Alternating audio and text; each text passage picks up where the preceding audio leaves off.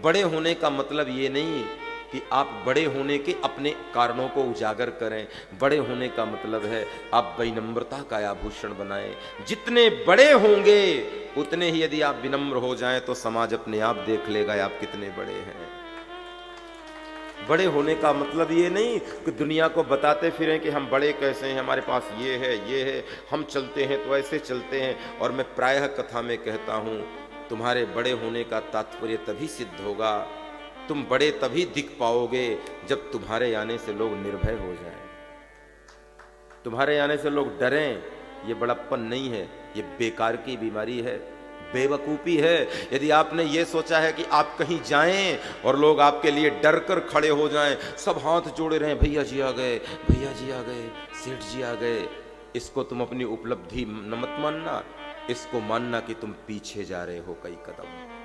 मजा तो तब है कि तुम जहां जाओ तुम्हारे जाने से लोग निर्भय हो जाएं कि अब कोई डरने की जरूरत नहीं है, अब कोई भय नहीं, अब आप आ गए हो। तुम्हारी उपस्थिति यदि निर्भयता प्रदान करती है तो समझ लेना कि तुम बड़े हो रहे हो। और तुम्हारे जाने से लोग भयभीत हो रहे हैं, भयग्रस्त हो रहे हैं, पापा जी आ गए, पापा जी आ गए। बच्चे कोने कोने में जाके छिप गए। ऐसा तुम क्या हो, तुम्हारे आने से लोग भयभीत हो के कोने कोने में छिप रहे हो? तुम गुड नाइट हो कि मच्छर जैसे कोने कोने में छिप जाते हैं? तुम आओ तो पत्नी सहम जाए, बच्चे बेचारे किताबें खिलौने फेंक दें अपने अपने कमरे में। क्या जीवन बना रखा है तुमने? घर लौट करके जाओ तो पत्नी, परिवार और बच्चों के चेहरे में मुस्कुराहट आ जाए तो समझ लेना तुम्हारा सम्मान घर पे है।